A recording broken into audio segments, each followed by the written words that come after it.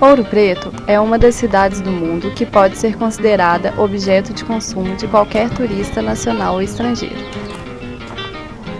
Cada visitante em particular a busca com um objetivo distinto, mas todos acabam subindo e descendo as ladeiras, com câmeras e filmadoras nas mãos, se transformando em voyeurs de Vila Rica, rica de símbolos, de memória e de ideologias. A princípio, tenta-se reviver a representação histórica dos movimentos aqui culminados, como em Confidência Mineira.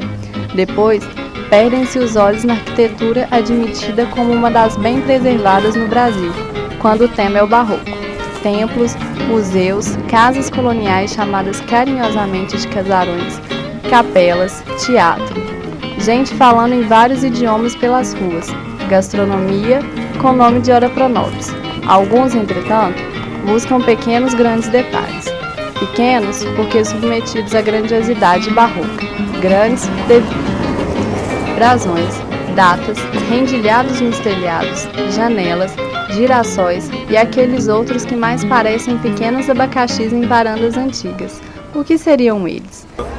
Já conheço, já reparei em várias casas, mas o significado delas eu desconheço. Eu não conheço essas pinhas que vocês estão dizendo, tá? Jamais nunca ouvi falar. Geralmente uma coisa que a gente tem, que as pessoas não perguntam, ou que a gente não tem um relatório, a gente não tem um acesso, né? Mesma coisa, um conhecimento. Então, conhecimento das igrejas, da fundação da cidade, pessoas que fizeram parte até mesmo da Confidência Mineira, para a respeito dessas pinhas aí. As pinhas sei o que é, assim, o significado é que eu não sei.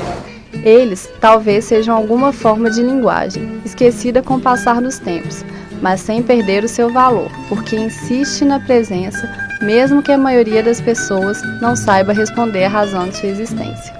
A casa nova é construída e o morador coloca ali a frutinha, ou algo semelhante a ela, só porque sua presença é prenha de significados ocultos.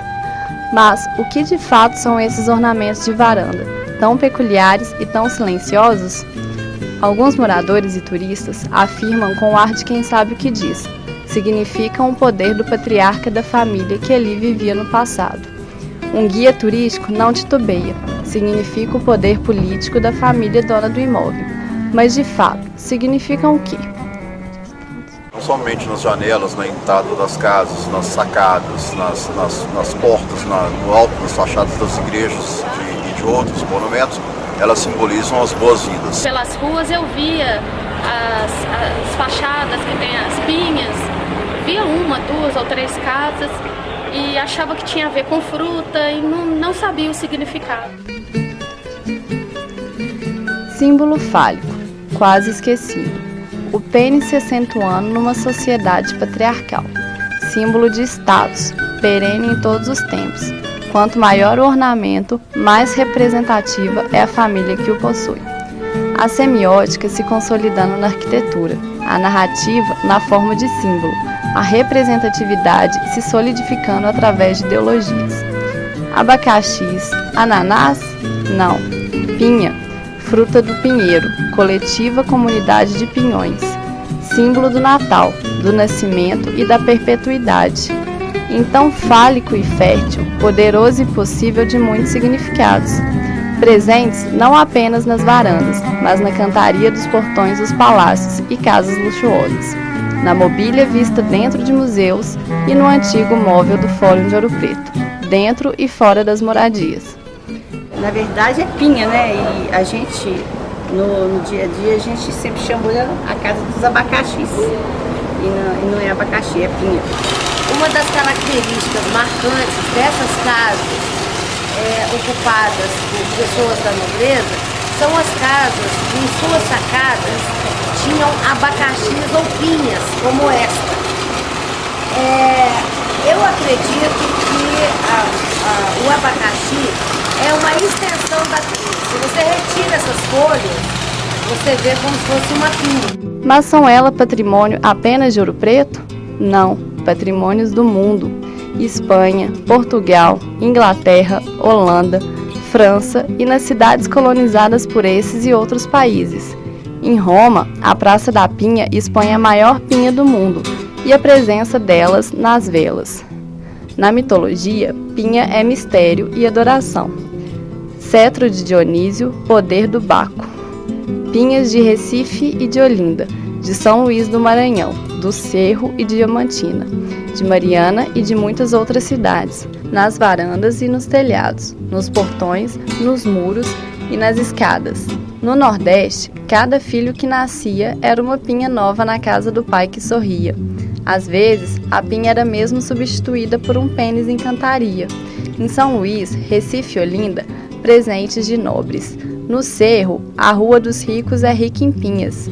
Em Diamantina, pinhas em profusão. Em Ouro Preto e Mariana, talvez política e religião, tão visíveis e tão negligenciáveis. A igreja, essa nossa igreja, ela é muito rica em símbolos. Aliás, as igrejas antigas do século XVIII primavam pela abundância de símbolos que tinham um sentido litúrgico. Todos os símbolos têm um significado todo especial.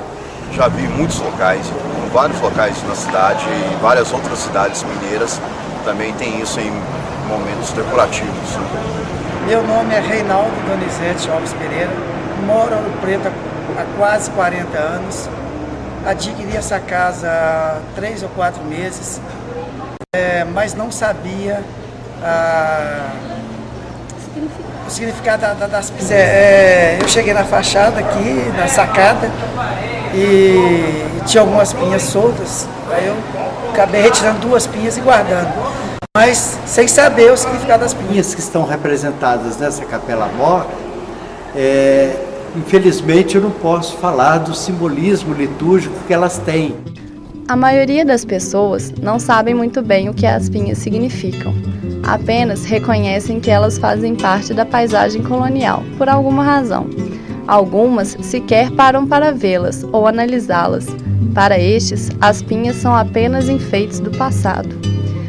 Pinhas, símbolo de poder ainda mantido no inconsciente, mas quase sem tradução para crianças, jovens, adultos e muitos da terceira idade na cidade primaz de Minas e na Vila Rica do passado.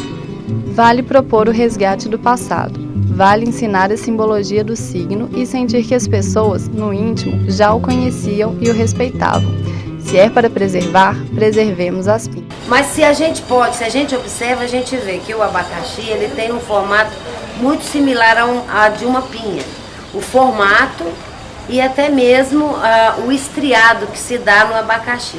Então, acreditamos que o abacaxi também tem a mesma função de designar que aquele móvel pertenceu a alguém da nobreza real, do clero ou até mesmo da milícia real. O marketing está presente em nosso artesanato. Vendemos cultura e vendemos nosso artesanato. Entretanto, nunca temos tanta certeza de quanto vale o que possuímos nas varandas, nas janelas, nas fechaduras, porque não nos preocupamos com esses detalhes. Busquemos então, com olhos ávidos de ver, outros símbolos ocultos na nossa história. Veremos então que a memória de um lugar é plena de coisas vivas. Não permitamos que isso ocorra com a nossa cidade.